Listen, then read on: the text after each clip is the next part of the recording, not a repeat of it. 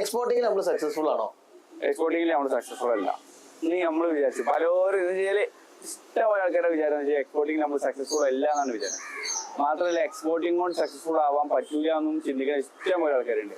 ഞാൻ ഇങ്ങോട്ട് നോക്കിയാൽ സംസാരിച്ചിട്ട് ഇങ്ങോട്ട് നോക്കിയാൽ സംസാരിച്ചിട്ട് ഇഷ്ടം കംഫർട്ടബിൾ എന്നാ ഞാൻ എന്നെ നോക്കിയാൽ ഞാനെന്താ അറിയാം, എനിക്ക് പറഞ്ഞു തരാൻ എനിക്ക് മനസ്സിലാക്കണോ ഇല്ലെന്ന് പറയണ്ടേ, ഞാൻ എന്നോട് പറയാം.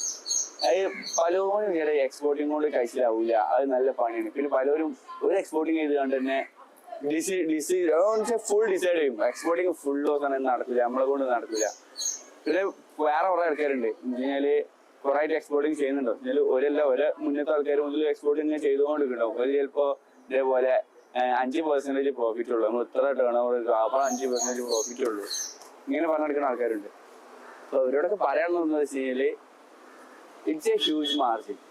ബാക്കി ഏത് ബിസിനസ്സിലും നിങ്ങൾ പോയിക്കോളി, ഏത് വേണമെങ്കിലും നോക്കിക്കോളി. ഹ്യൂജ് മാർജിൻ എന്ന് പറയാൻ പറ്റില്ലല്ലോ നമുക്ക്. ഹ്യൂജ് മാർജിൻ ഹ്യൂജ് ആണെന്നില്ല, അത് നമുക്ക് ക്വാണ്ടിറ്റി വലുതാക്കുന്നതിനനുസരിച്ച് നമുക്ക് ഇവിടെ മാർജിന്റെ ഇത് കൂടും, സൈസ് മാറും. ഈ 5% നമുക്ക് കൺസിസ്റ്റന്റ് ആയിട്ട് കിട്ടുന്നുണ്ടെങ്കിൽ നമുക്ക് അവിടെ എത്ര ഇൻവെസ്റ്റ് ചെയ്യാൻ. ഒരു എല്ലാവരും ചോദിക്കുന്ന ഒരു കാര്യമാണ്, ഒരു കണ്ടെയ്നർ കോക്കനട്ട് ഒരു 40 feet കണ്ടെയ്നർ അയച്ചാല് എത്ര രൂപ പ്രോഫിറ്റ് അതിന് മാറ്റി കാണാം? ഇനി എന്താ കൊടുക്കണില്ല എന്നോട് ചോദിച്ചല്ല. അത് നമുക്ക് കറക്റ്റ് ആയിട്ട് നമ്മുടെ ഒരിക്കലും പറയാൻ പറ്റില്ല. അതിനാൽ അത് നമ്മള് 2 തരം എക്സ്പോർട്ടിംഗ് ആണ് ഉള്ളത് നിലവില്. ഒന്ന് പറഞ്ഞു കഴിഞ്ഞാല് നമുക്ക് ഇവിടുന്ന് ഫുള്ളി പ്രീപെയ്ഡ് കാൽക്കുലേറ്റ് ചെയ്തുകൊണ്ട് സാധനം അയക്കാൻ പറ്റും. അപ്പൊ ഓൾറെഡി ഒരു പ്രൈസ് പറയും, അപ്പൊ ആ പ്രൈസിന് ഒരു എടുക്കുക അവിടെ റെഡി ആയിരിക്കും. അപ്പൊ നമ്മളിവിടുത്തെ പ്രൈസ് നമ്മള് കോസ്റ്റും ഷിപ്പിംഗ് കോസ്റ്റും കാര്യങ്ങളൊക്കെ ആഡ് ചെയ്തിട്ടുള്ള ഒരു കോസ്റ്റ് ഉണ്ടല്ലോ, ഈ കോസ്റ്റും നമ്മൾ പ്രോഫിറ്റും കൂടി ആഡ് ചെയ്തിട്ടുള്ള ഒരു കോസ്റ്റ് നമ്മൾ ചിലപ്പോൾ അവർക്ക് പറഞ്ഞു കൊടുക്കും. അപ്പൊ അങ്ങനെ ഒരു സംഭവം ഡീല് നടന്നാലാണ് എന്ത് ചെയ്യുക, ഈ പറഞ്ഞ പോലെ കറക്റ്റ് ആയിട്ട് ഒരു മാർജിൻ പറയാൻ പറ്റുക. ഈ കോക്കനറ്റിന്റെ കേസില് അധികം അങ്ങനെയല്ല നടക്കുന്നത്. ഏജന്റ് മാർക്കറ്റ് പ്രൈസ് അത് അതിന് സെല് ചെയ്യണം. അപ്പൊ സ്വാഭാവികമായിട്ടും ചിലപ്പോൾ ലോസിൽ സെല്ലാവും. പക്ഷെ വരുന്നവർക്ക് ഓരോ മൈൻഡ് ഉണ്ട്. ഒരു 10 lakh rupees ഇൻവെസ്റ്റ് ചെയ്ത് കണ്ട് ഒരു കോക്കനട്ട് എക്സ്പോർട്ട് ചെയ്തു. ഓരോരു എക്സ്പെക്ട് ചെയ്യണത് ഒരു 10 lakh ഒക്കെ അയച്ചാൽ 2 ലക്ഷം, തീരെ നോളജ് ഇല്ലാത്തവരെ പറ്റിയവരുണ്ട്, ഒരു 2 ലക്ഷം 3 ലക്ഷം റുപ്യ പ്രോഫിറ്റ് മാറ്റിയേക്കാറുണ്ടാവും. അതുണ്ടാവോ? അത്ര ഒരിക്കലും മാറ്റിയേക്കാണ്ടാവില്ല. അതിലുള്ള ഐഡിയൽ കേസിൽ തന്നെ എത്ര ഉണ്ടാവുള്ളൂ? ഐഡിയൽ കേസിൽ എന്ന് പറഞ്ഞാല് പെർസെന്റേജ് വൈസ് നമുക്ക് സംസാരിക്കാൻ പറ്റുള്ളൂ. 2%, 3%. ഒരു 10 lakh ഒക്കെ അയച്ചാൽ 20,000 അല്ലെങ്കിൽ മാക്സിമം ഒരു 30,000. അത്ര ഐഡിയൽ കേസ് മനസ്സിലാവും. നമ്മളെ അംജദിന് ബോർ അടിക്കണം. അംജദ് ചോദിച്ചൊരു ക്വസ്റ്റ്യൻ ഉണ്ട്, ചോദിച്ചാൽ 18 വയസ്സ്. ഞാൻ എന്റെ റെക്കമെൻഡേഷൻ ആണ് 18 വയസ്സുള്ള ഒരാള് എക്സ്പോർട്ടിങ് ഇറങ്ങണ്ട. കാരണം എന്റെ ഒരു അഡ്വൈസ് കേട്ടാ, അത് എന്ന് വെച്ചാല് നല്ല ഫൈനാൻഷ്യലി ബേർഡൻ ഉള്ള ഒരു ഗെയിം തന്നെയാണ് എക്സ്പോർട്ടിങ്. നമുക്ക് വെറുതെ ആൾക്കാരോട് അങ്ങക്ക് പൈസ ഇല്ലാതെ എക്സ്പോർട്ട് ചെയ്യാം, തീരെ പൈസ ഇല്ലാതെ എക്സ്പോർട്ട് ചെയ്യാം, റിസ്ക് എടുക്കാൻ പൈസ ഇല്ലാതെ ചിലപ്പോൾ എക്സ്പോർട്ട് ചെയ്യാൻ പറ്റിയേക്കാം.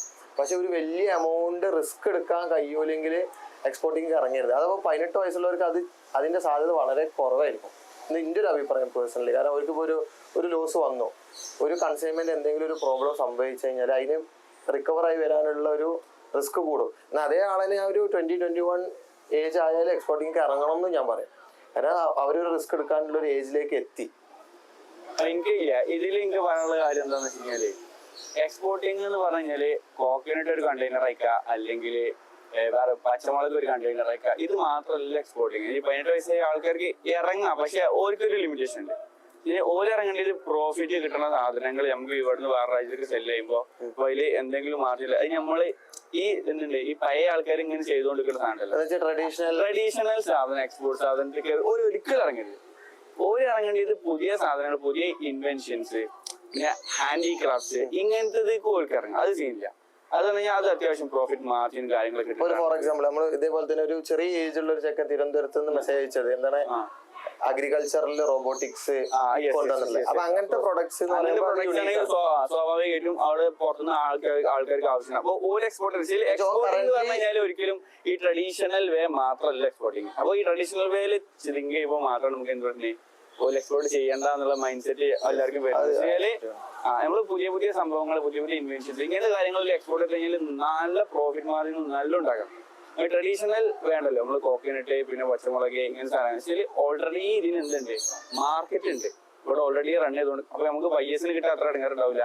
പക്ഷെ അതിൽ പ്രോഫിറ്റ് മാർജിൻ കുറവായതുകൊണ്ട് തന്നെ എന്തെങ്കിലും ചെറിയ മിസ്റ്റേക്ക് പറ്റി കഴിഞ്ഞാൽ അതെന്താവും നമുക്ക് ഫൈനാൻഷ്യൽ ബർഡൻ ബാധിക്കും.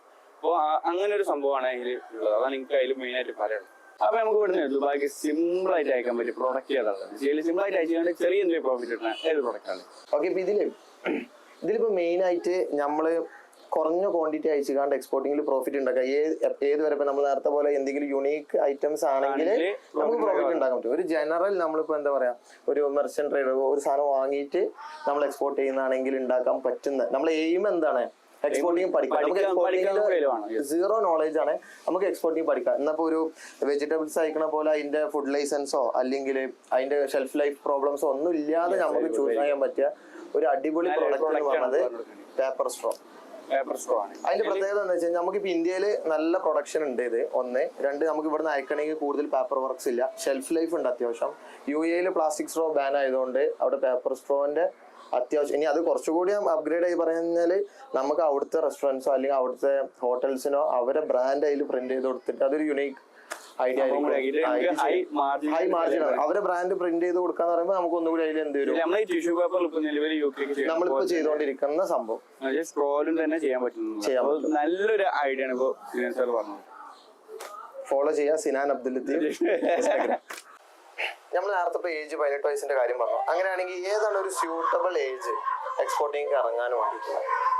ഒരു ഏജ് ലിമിറ്റ് പറഞ്ഞേക്കാളും എനിക്ക് പറയുന്നത് ഒരു 3 ക്രൈറ്റീരിയ പറഞ്ഞുതരാം. അതിൽ ഫസ്റ്റ് സാധനം പറഞ്ഞാൽ നല്ല സെയിൽസ് അറിഞ്ഞിരിക്കണം. നമ്മള് സാധനം പുറത്ത് പോയിക്കാണ്ട് വിൽക്കണമെങ്കിൽ അല്ലെങ്കിൽ പുറത്ത് രാജ്യത്ത് വിൽക്കണമെങ്കിൽ നല്ല സെയിൽസ് ആണ്. രണ്ടാമത്തെ കാര്യം എന്ന് പറഞ്ഞാൽ നല്ല ട്രസ്റ്റ് ആണ്. ട്രസ്റ്റ് ആണെന്ന് പറഞ്ഞാൽ ബയ്യർക്ക് നമ്മളും ട്രസ്റ്റ് വേണം, നമുക്ക് ആ ബയ്യറിന് ട്രസ്റ്റ് വേണം. എന്നാൽ മാത്രമേ അവിടെ ഒരു ട്രാൻസാക്ഷൻ അല്ലെങ്കിൽ അവിടെ ഒരു ട്രേഡ് നടക്കുകയുള്ളൂ. അപ്പൊ രണ്ടാമത്തെ കാര്യം ഭയങ്കര ഇമ്പോർട്ടൻ്റ് ആണ്. മൂന്നാമത്തെ കാര്യം എന്ന് പറഞ്ഞാൽ ഇപ്പൊ പറഞ്ഞ രണ്ടെണ്ണത്തിനുള്ള ഒന്നും കൂടി ഇമ്പോർട്ടൻ്റ് ഉള്ള കാര്യമാണ്. എന്താ വെച്ചാൽ നമുക്ക് റിസ്ക് എടുക്കാനുള്ള മൈൻഡ് സെറ്റ്. നല്ല റിസ്ക് ഉണ്ട് എക്സ്പോർട്ടിംഗ് പ്രോസസ്സിൽ. നമുക്ക് അറിയാത്ത ആൾക്കാരാണ് നമ്മൾ ഡീൽ ചെയ്യുന്നത്. ഇപ്പോൾ സ്വാഭാവികമായിട്ടും നല്ല റിസ്ക് എടുക്കാനുള്ള ഒരു മൈൻഡ് സെറ്റും കൂടി ഉണ്ടായാലും നമുക്ക് എക്സ്പോർട്ടിംഗ് എന്നുള്ള സംഭവത്തിലേക്ക് ഇറങ്ങാനുള്ള ഒരു ക്രൈറ്റീരിയ ഫുൾഫിൽ ആവുള്ളൂ. ഓക്കെ, നല്ലൊരു കാര്യമായിരുന്നു ഇപ്പൊ പറഞ്ഞത്. കാരണം കുറെ ആൾക്കാർക്ക് അതിന്റെ ഒരു ക്ലാരിറ്റി കിട്ടും.